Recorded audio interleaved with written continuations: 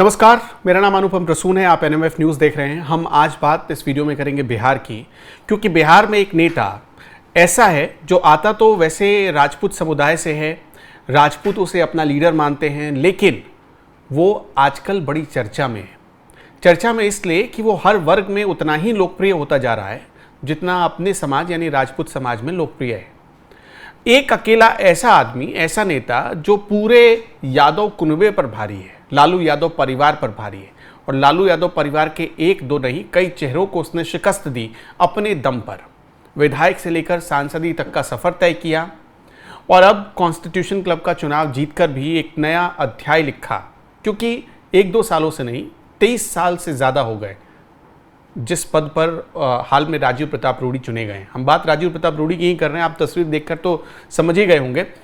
राजीव प्रताप रूडी ने बीजेपी को कैसे बिहार में बहुआयामी नेतृत्व दिया है, और क्या राजीव प्रताप रूडी बिहार में सीएम पद के लिए चेहरा हो सकते हैं? क्या राजीव प्रताप रूडी बीजेपी के लिए तुरुप का इक्का साबित हो सकते हैं इस चुनाव में? आज हम इसी को जानने और समझने की कोशिश करेंगे, क्योंकि आपने देखा होगा इन दिनों बीजेपी ने उन्हें कई मोर्चों पर अपना चेहरा बनाकर उतारा है। तो हम सबसे पहले ग्राफिक्स के जरिए आपको समझाने की कोशिश करते हैं कि कैसे Rajiv Pratap Rudy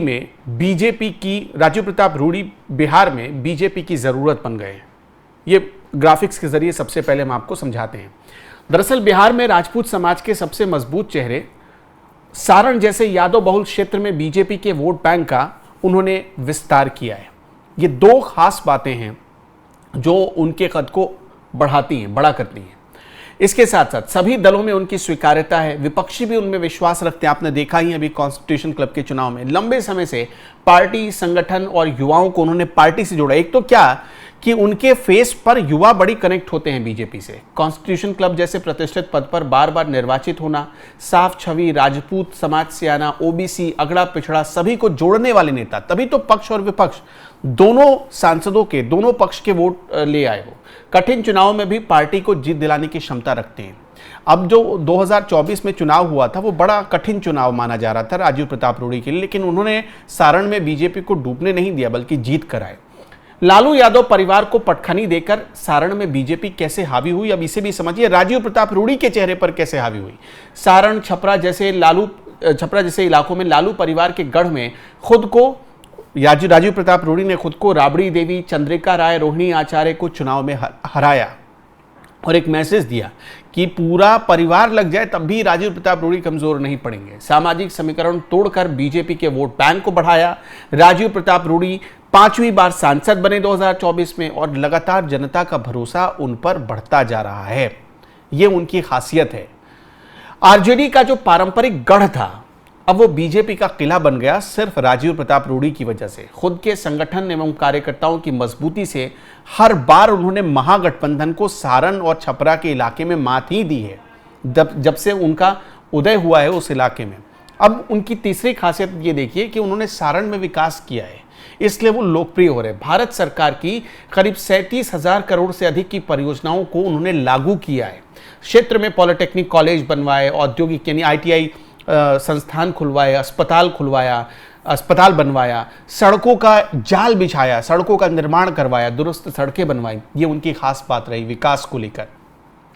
double decker flyover बना सारण में, गंगा किनारे मालवाहक टर्मिनल का उद्घाटन करवाया गया। अमनौर, सोनपुर और छपरा में शहरी और ग्रामीण विकास योजनाओं को बढ़ावा मिला। ये राजीव प्रताप रूडी का काम है जो बोल रहा है। शिक्षा, स्वास्थ्य, उड़ान, कौशल विकास, बिजली, पानी जैसी बुनियादी सुविधाओं को भी राजीव प्रताप रूडी ने अपने दौर में मजबूत बनाया, इसलिए वो लोकप्रिय हैं। ऐसा नहीं कि वो पूरा इलाका जो सारण छपरा का इलाका है वहाँ राजपूत और यादवों का दबदबा है, लेकिन इसके बाद भी उन्होंने यादवों के गढ़ में घुसकर बीजेपी की जीत की गारंटी बन गए। ये सिर्फ राजीव प्रताप रूडी ही कर सकते हैं। मेरे साथ प्रियदर्शी रंजन जो कि बिहार से आते हैं, राजनीतिक विश्लेषक हैं, मैं स्वागत करना चाहता हूं आपका। रूडी आज आप देख ही रहे होंगे कि एक तो क्या वो युवाओं से बड़ी जल्दी कनेक्ट हो रहे हैं, बिहार के युवाओं से, और कहीं भी बिहार में बीजेपी फंस रही है तो वहाँ रूडी के चेहरे को आगे किया जा रहा है। तो ये क्या संकेत मिल रहा है? अभी आपने देखा होगा वीर कुंवर सिंह के जन्मदिवस के मौके पर एक बड़ा कार्यक्रम हुआ, उसमें भी राजीव प्रताप रूढ़ी इस कार्यक्रम को लीड कर रहे थे। जयंती पर जो शौर्य दिवस मनाया गया, उसमें भी उस कार्यक्रम को लीड कर रहे थे राजीव प्रताप रूढ़ी। कई ऐसे कार्यक्रम वो लगातार कर रहे हैं, गांव गांव जा रहे हैं। ये क्या संकेत देता है? देखिए, राजीव प्रताप रूढ़ी की छवि सॉफ्ट स्पोकन और हार्ड लीडर के तौर पर बिहार में है। बहुत सुलझे हुए नेता माने जाते हैं, अपनी जाति में भी और पार्टी में भी और एनडीए गठबंधन के भीतर भी। मैं ये बात इसलिए कह रहा हूँ कि राजीव प्रताप रूढ़ी जिस जाति से आते हैं वो बहुत एग्रेसिव कास्ट है अपनी जाति के प्रति। इसके बावजूद राजीव प्रताप रूढ़ी ने उस मिथक को तोड़ा है और उन्होंने बताया है कि किस तरीके से सभी समाज के लोगों को साथ लेकर के चला जाता है। यही कारण है कि राजीव प्रताप रूढ़ी लगातार 5 बार सांसद बने, वो भी लालू परिवार की चुनौती के खिलाफ। लगातार लालू परिवार को उन्होंने हराया और जो छपरा माना जाता है कि लालू प्रसाद यादव का गढ़ है, वहां पर राजीव प्रताप रूढ़ी लगातार पूरे इलाके में बेल्ट में देखेंगे प्रभुनाथ सिंह, रघुवंश प्रसाद सिंह, इन सब का दबदबा एक समय बोलता था लालू यादव के दौर में। खुद लालू यादव वहां से सांसद रहे। बिल्कुल, देखिए क्या है कि राजीव प्रताप रूढ़ी राजपूतों के ऐसे नेता हैं जिनकी सभी जातियों में स्वीकार्यता है। प्रभुनाथ सिंह हो, रघुवंश प्रसाद हो, अब स्वर्गीय रघुवंश प्रसाद अब नहीं रहे, ये या फिर आनंद मोहन हो, या राजपूतों के अन्य नेता हों, नीरज बबलू, अन्य तमाम नेता हों राजपूतों के, उनका वो छवि नहीं है जो राजीव प्रताप रूढ़ी की है। सभी नेताओं की छवि, अन्य नेताओं, राजपूत नेताओं की छवि बहुत हार्ड है, अपनी जाति के प्रति हार्ड लाइनर है। लेकिन राजीव प्रताप रूढ़ी उस छवि को तोड़ते हुए एक बड़ी छवि का निर्माण करते हैं और उस बड़ी छवि के निर्माण का ही कारण है कि वो 5 बार लगातार छपरा जैसे क्षेत्र से चुनाव जीतने में कामयाब रहे, केंद्र में मंत्री रहे और उसका फायदा, उस छवि का फायदा उन्होंने केंद्रीय स्तर पर भी उठाया। कॉन्स्टिट्यूशन क्लब के सेक्रेटरी पद पर लगातार अनवरत 2 दशकों से विराजमान हैं। तो कहीं न कहीं ये राजीव प्रताप रूढ़ी की काबिलियत को दर्शाता है, बताता है कि राजीव प्रताप रूढ़ी किस स्तर के नेता हैं। वे ऐसा नहीं है कि वे अपनी जाति की सभाओं में नहीं जाते हैं, अपनी जाति की सभाओं में भी जाते हैं। पिछले कुछ दिनों पहले उन्होंने अपनी जाति की सभा में गए थे, उन्होंने एक बड़ी अच्छी बात कही थी कि मैं अपनी जाति का तो हूँ लेकिन मैं जमात का भी हूँ। मैं अपनी जाति को छोड़ नहीं सकता लेकिन औरों की पैरवी करने से मैं बाज नहीं आता। तो एक तरीके से उन्होंने साफ संदेश दिया कि जो मेरी जड़ है ना वो तो है ही, इसके अलावा भी मेरी तनाएँ हैं, जो शाखाएँ हैं उसको भी मैं लगातार ध्यान देता हूँ, उस पर सिंचित करता हूँ। तो राजीव प्रताप रूढ़ी उस तरीके के नेता हैं। दूसरी चीज़ मैं ये पूछना चाह रहा था कि क्या बीजेपी में आप आज जितने भी लीडर्स हैं, आपने देखा होगा मतलब जिस समाज से, जिस समुदाय से आते हैं राजीव प्रताप रूढ़ी, उसके बहुत कम लीडर आगे मेन स्ट्रीम में आपको दिख रहे होंगे या कोई बड़े पद पर बैठे हुए दिख रहे होंगे। तो क्या ऐसा पॉसिबल है कि बीजेपी उनको लेकर इस चुनाव में एक बड़ा दाव खेल ले तो उसको फ़ायदा हो जाए? देखिए, अभी तो भारतीय जनता पार्टी के भीतर बहुत असहज स्थिति बनी हुई थी राजीव प्रताप रूढ़ी के नाम को लेकर के। पहले तो मैं ये स्पष्ट कर देना चाहता हूँ, ये बनाने की कोशिश हुई अमित शाह बनाम राजीव प्रताप रूढ़ी कॉन्स्टिट्यूशन क्लब के चुनाव में, जो कि था नहीं। राजीव प्रताप रूढ़ी के नाम पर भारतीय जनता पार्टी बिहार में एकमत हो सकती है। वे भरोसे के नेता हैं, उनकी जड़ें केंद्र से लेकर के, राज्य से लेकर के, जिला से लेकर के प्रखंड तक बहुत मजबूत है, सुलझे हुए नेता हैं, स्वीकार्यता है। इस लिहाज से भारतीय जनता पार्टी 4-5 जो नाम होंगे जिनको लेकर के, जिन पर भरोसा करेगी, जिस चेहरे को लेकर के, क्षेत्रीय स्तर के चेहरे को लेकर के चुनाव में जाना चाहेगी, उसमें राजीव प्रताप रूढ़ी का भी एक नाम होगा, विजय सिन्हा का नाम होगा, सम्राट चौधरी का नाम होगा, नित्यानंद राय का होगा, संजय जायसवाल का होगा, दिलीप जायसवाल का होगा। उसमें एक नाम राजीव प्रताप रूढ़ी का भी होगा।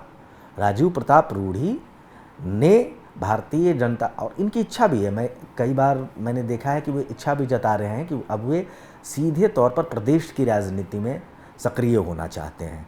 शायद यही कारण है कि भारतीय जनता पार्टी, आपने वो कार्यक्रम देखा जो अप्रैल महीने में हुआ था शौर्य दिवस के मौके पर? हाँ, मैंने आपने वो क्या उसमें भीड़ जुटाई थी राजीव प्रताप रूढ़ी ने।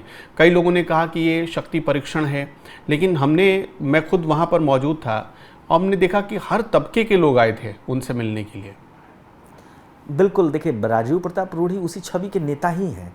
शौर्य दिवस माफ़ करिएगा, वीर कुंवर सिंह की जयंती के अवसर पर, पुण्यतिथि के अवसर पर शायद मनाया गया था, मैं ठीक से याद नहीं कर पा रहा हूँ तो।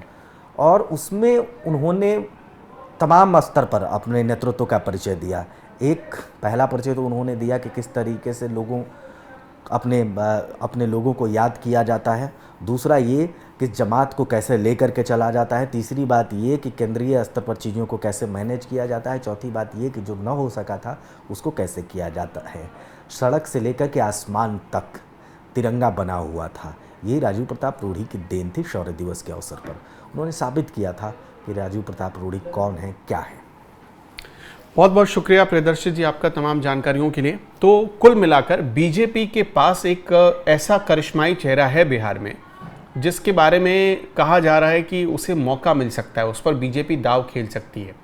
आपके हिसाब से क्या रूढ़ी तुरुप का इक्का बीजेपी के लिए बनेंगे जैसे अभी तक वो बनते आए हैं सारण छपरा के इलाके में? हमें कमेंट बॉक्स में ज़रूर बताइएगा। नमस्कार।